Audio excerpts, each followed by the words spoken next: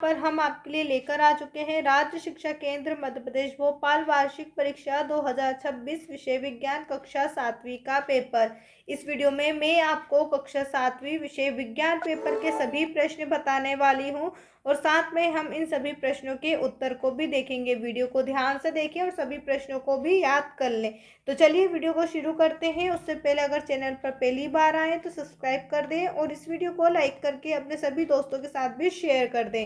सबसे पहले कक्षा 7 विज्ञान के पेपर में आपसे बहुविकल्पी प्रश्न पूछे जाएंगे। हर एक प्रश्न में आपको 1 अंक मिलेगा। नंबर 1 में प्रश्न आपसे पूछा है, निम्नलिखित में से कौन सी गैस श्वसन में शामिल होने वाली प्राथमिक गैस है। ऑप्शन आपको दिया गया है नाइट्रोजन, ऑक्सीजन, कार्बन डाइऑक्साइड और हाइड्रोजन। ऑप्शन आपका सही रहेगा ऑक्सीजन। निम्नलिखित में से गैस श्वसन के लिए शामिल है वो है ऑक्सीजन। ऑप्शन बी पर टिक करना है। नंबर 2 है, मनुष्य का सामान्य ताप कितना होता है। ऑप्शन आपको दिए गए हैं 30 degree Celsius, 37 degree Celsius, 42 degree Celsius और 35 डिग्री सेल्सियस। यहाँ पर हम लिखेंगे 37 डिग्री सेल्सियस। मनुष्य का सामान्य ताप 37 डिग्री सेल्सियस होता है। प्रश्न नंबर 3 है, वे पदार्थ जिनका स्वाद खट्टा होता है ऐसे पदार्थ की रासायनिक प्रकृति होती है। जिनका स्वाद कैसा होता है, खट्टा, वो कैसे होते हैं, अम्लीय, क्षारीय, उदासीन या फिर उपयुक्त में से कोई नहीं। सही आंसर आपका रहेगा अम्लीय। वे पदार्थ जिनका स्वाद खट्टा होता है वे अम्लीय होते हैं।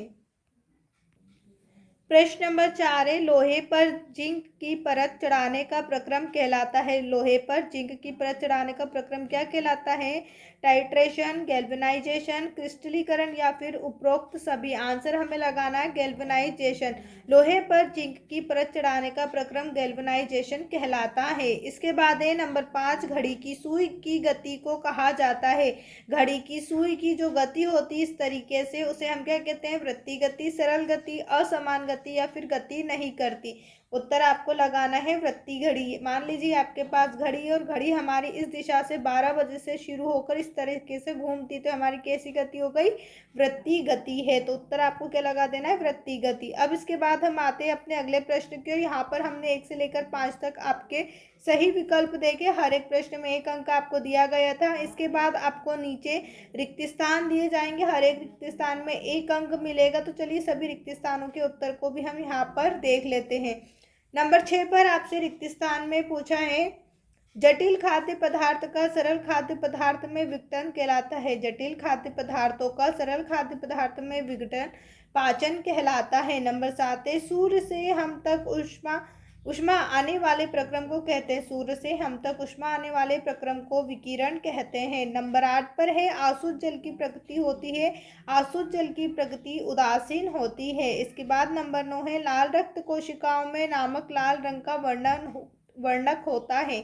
उत्तर हम लिखेंगे हीमोग्लोबिन। लाल रक्त कोशिकाओं में हीमोग्लोबिन नामक लाल रंग का वर्णक होता है। प्रश्न नंबर 10 है, परागकोश से फूल वर्तिकाग्र तक पराग के स्थानांतरण को कहा जाता है, परागण कहा जाता है। यहाँ पर हमने सभी रिक्त स्थान देखे। अब इसके बाद आप सभी प्रश्न देख लीजिए। रिक्त स्थान के बाद आपसे अति लघु उत्तरीय प्रश्न पूछे जाएंगे। 2 नंबर वाले प्रश्न रहेंगे, आपको 1 शब्द या 1 वाक्य में उत्तर देना है। सभी प्रश्नों को ध्यान से देख लें। इसके बाद आपसे लघु उत्तरीय प्रश्न पूछे जाएंगे, 3 अंक वाले प्रश्न रहेंगे। तो यहाँ पर 17 से लेकर 22 तक आपसे लघु उत्तरीय प्रश्न पूछे गए। 3 नंबर वाले सभी प्रश्नों को देख लें। इन सभी के आंसर मैं आपको नीचे वीडियो के लास्ट में बताऊंगी, इसलिए पहले आप आंसर जरूर देख लीजिएगा। इसके बाद हम देखें तो यहाँ पर आपसे दीर्घ उत्तरीय प्रश्न 5 नंबर में पूछे जाएंगे। यहाँ पर आपसे साइंस में एक क्वेश्चन भी पूछा जाएगा चित्र का। तो यहाँ पर चित्र का भी हम आपको वर्णन बताएंगे, किस तरीके से आपको कॉपी में चित्र बनाना है जिससे आपको पूरे 5 नंबर भी मिले। तो ये सभी आपके दीर्घ उत्तरीय प्रश्न थे। चलिए अब यहाँ पर हम सभी प्रश्नों के उत्तर को भी देख लेते हैं। सबसे पहले अति लघु उत्तरीय प्रश्न जिसमें 11वें नंबर पे प्रश्न पूछा है, सूचक से आप क्या समझते हैं, 2 प्राकृतिक सूचकों के नाम लिखिए। सूचक आपको बताना, वे पदार्थ जो किसी विलयन के अम्लीय क्षारीय होने का परीक्षण करने के लिए उपयोग किए जाते हैं सूचक कहलाते हैं। किस चीज को सूचक कहते हैं, जिसका हम अम्लीय क्षारीय होने का परीक्षण करते हैं। कौन सी जो चीज़ें अम्लीय है, क्षारीय है, उसका परीक्षण हम जिससे करते हैं उसे हम सूचक कहते हैं। 2 प्राकृतिक सूचक आपको हल्दी और लिटमस बताना है। इसके बाद प्रश्न नंबर 12 है, ऊष्मा स्थानांतरण में चालन और संवहन में अंतर बताएं। 2 नंबर का प्रश्न है, इसलिए 2 अंतर यहाँ आपको बताएंगे। चालन, इसमें ऊष्मा गर्म सिरे से ठंडे सिरे की और पदार्थ के कणों के बिना स्थान बदले चलती, जैसे ठोस लोहे की छड़। इसके बाद संवहन में आपको लिखना है, इसमें पदार्थ के कण स्वयं चलकर ऊष्मा को एक स्थान से दूसरे स्थान तक ले जाते हैं, जैसे जल का गर्म होना। तो यहाँ पर आपको इस तरीके से ऊष्मा स्थानांतरण और चालन संवहन में अंतर बताना है। अब हम आते हैं प्रश्न नंबर 13। यहाँ पर आपसे पूछा है, स्वयं संश्लेषित विधि से क्या अभिप्राय है। उत्तर हम लिखेंगे, वह विधि जिसमें जीव अपना भोजन स्वयं बनाते हैं। कौन सी विधि? जिसमें जीव अपना भोजन स्वयं बनाते हैं, उसे स्वपोषण या स्वयं संश्लेषण कहते हैं। जैसे हरे पौधे प्रकाश संश्लेषण द्वारा अपना भोजन बनाते हैं, जो खुद से अपना भोजन बनाते हैं उसे हम क्या कहते हैं? स्वसंश्लेषित या फिर स्वपोषण कहते हैं। उदाहरण में आपको बता देना है, हरे पौधे। अब इसके बाद प्रश्न नंबर 14 है, यहाँ पर हम वही प्रश्न देखेंगे जो आपकी वार्षिक परीक्षा के लिए है। तो सभी प्रश्नों को ध्यान से देखिए और साथ में हमारे इस यूट्यूब चैनल को सब्सक्राइब कर दें, वीडियो को लाइक करके अपने सभी दोस्तों के साथ भी शेयर ज़रूर करें।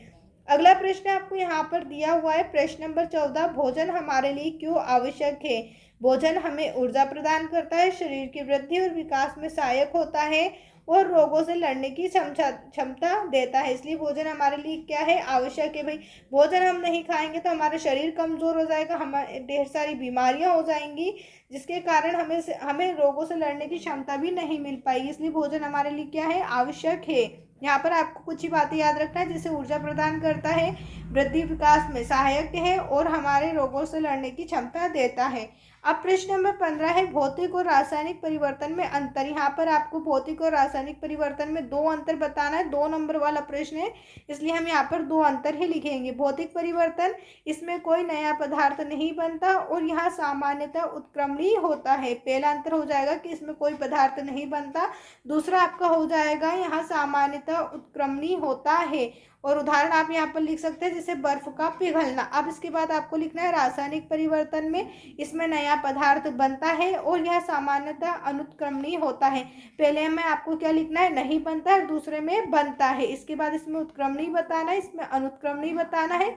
उदाहरण आपको यहाँ पर बताना है, लोहे पर जंग लगना। इसके बाद हम आते हैं अपने अगले प्रश्न की ओर। तो यहाँ पर प्रश्न नंबर 16 में आपसे पूछा है, अपने आसपास दिखाई देने वाली विभिन्न प्रकार की गतियों के नाम लिखिए। हमारे आसपास कौन कौन सी गति हमें दिखाई देती है, उनके नाम बताने, जैसे सरल रेखीय गति, वृत्तीय गति और आवर्ती गति या फिर दोलन गति। come on, let's go. हाँ यार, ग्रेजुएशन मेरी है, हैंडसम आप लग रहे हो। ये बताओ कौन सा लगाऊं? बस गूगल जेमिनी करो, आगे बढ़ो। Which pocket square goes best with this jacket? The white and black one looks quite sharp with the jacket. It ये वाला। complements the color nicely. गति या फिर दोलन गति। इसके बाद लघुत्तरी प्रश्न है जो आपसे 3 नंबर में पूछे जाएंगे। प्रश्न नंबर 17 है, डॉक्टरी थर्मामीटर एवं प्रयोगशाला थर्मामीटर में अंतर लिखिए। डॉक्टरी थर्मामीटर में पहला अंतर आपको बताना है, इसका उपयोग मानव शरीर का ताप मापने के लिए होता है और इसकी सीमा 35 डिग्री सेल्सियस से 42 डिग्री सेल्सियस होती है। पहला अंतर क्या लिखेंगे? ये मानव शरीर के लिए है और इसका सेल्सियस आपको बताना है। प्रयोगशाला थर्मामीटर में हम क्या करेंगे? प्रयोगशाला की वस्तुओं का ताप करने के लिए होता है और इसकी सीमा कितनी होती है? 10 से 110। ठीक है, 2 अंतर बहुत आसान है। पहला मानव शरीर के लिए, दूसरा ये किसके लिए? प्रयोगशाला के लिए होता है। डॉक्टरी थर्मामीटर का आपको यहाँ पर बता देना, इसकी सीमा कितनी होती है? 35 से 42 और प्रयोगशाला की होती है 10 से 110 डिग्री सेल्सियस। अब इसके बाद प्रश्न नंबर 18 है, मानव शरीर अधिक ऊंचाई पर ऑक्सीजन की कमी की पूर्ति कैसे करता है। मानव शरीर अधिक ऊंचाई पर ऑक्सीजन की कमी की पूर्ति कैसे करता है। उत्तर हम लिखेंगे, अधिक ऊंचाई पर ऑक्सीजन कम होती है, इसलिए शरीर लाल रक्त कोशिकाओं आरबीसी का उत्पादन बढ़ा देता है और श्वसन की दर तेज हो जाती है ताकि ऊतकों को पर्याप्त ऑक्सीजन मिल सके। इसके बाद है प्रश्न नंबर 19, जिसमें आपसे पूछा है, पौधों में श्वसन की क्रिया को विस्तार से लिखिए। पौधों में श्वसन की क्रिया आपको बताना है। पौधे वायु से ऑक्सीजन लेते हैं और कार्बन डाइऑक्साइड छोड़ते हैं। पौधे क्या करते हैं? वायु में से ऑक्सीजन लेते हैं और कार्बन डाइऑक्साइड को छोड़ते हैं। यहाँ गैसों का विनिमय पत्तियों में मौजूद छोटे छिद्रों के माध्यम से होता है। कोशिकाओं के अंदर ग्लूकोज ऑक्सीजन की सहायता से टूटकर ऊर्जा CO2 मुक्त करता है। इसके बाद है प्रश्न नंबर 20, जिसमें आपसे पूछा गया था पौधों में पदार्थों के परिवहन में जाइलम व फ्लोएम की भूमिका क्या है। तो यहाँ पर हम लिखेंगे जाइलम यहाँ जड़ों द्वारा अवशोषित जल को खनिजों को पौधों के विभिन्न भागों तक पहुँचाता है। फ्लोएम क्या करता है, यहाँ पत्तियों द्वारा तैयार भोजन को पौधों के सभी अंगों तक पहुँचाता है। दोनों के एक एक कार्य आपको बताना है। प्रश्न नंबर 21 है, लोहे को जंग से बचाने के लिए क्या उपाय करने चाहिए। तो ये 3 नंबर का प्रश्न है, यहाँ पर आपको उपाय बताना है। पहला, लोहे पर पेंट या ग्रीस की परत चढ़ाकर। दूसरा, लोहे पर जिंक की परत यानी कि गैल्वेनाइजेशन चढ़ाकर। इसके बाद है नंबर 22, ऊतक किसे कहते हैं। कोशिकाओं का वह समूह जिसकी रचना और कार्य समान होते हैं ऊतक कहलाता है, जैसे रक्त पेशी ऊतक आदि। इसके बाद हम आते हैं अपने अगले प्रश्न की ओर। तो यहाँ पर आपसे दीर्घोत्तरी प्रश्न 5 नंबर में पूछे गए थे। प्रश्न नंबर 23 है, क्या नदियों का जल प्राकृतिक रूप से स्वच्छ होता है। उत्तर आपको बताना है नहीं, नदियों का जल प्राकृतिक रूप से पूरी तरह स्वच्छ नहीं होता। इसमें मिट्टी, रेत, खनिज, लवण और कई सूक्ष्म जीव घुले हो सकते हैं। मानवीय गतिविधियों, कूड़ा कचरा डालने के कारण यहाँ और प्रदूषित हो जाता है। यहाँ पर आपको कितने क्वेश्चन याद है मुझे कमेंट करके ज़रूर बताना, और कितने क्वेश्चन आपको पहले से ही याद थे ये भी मुझे कमेंट करके ज़रूर बताना। साथ में हमारे यूट्यूब चैनल को भी सब्सक्राइब करें। अब यहाँ पर हम बात करें अपने अगले प्रश्न की ओर। तो प्रश्न नंबर 24 में आपसे परिसंचरण तंत्र की व्यवस्था का सचित्र वर्णन पूछा गया है। यहाँ पर आपको इस तरीके से परिसंचरण तंत्र का व्यवस्था चित्र बताना है। पहले आपको हृदय बनाना है।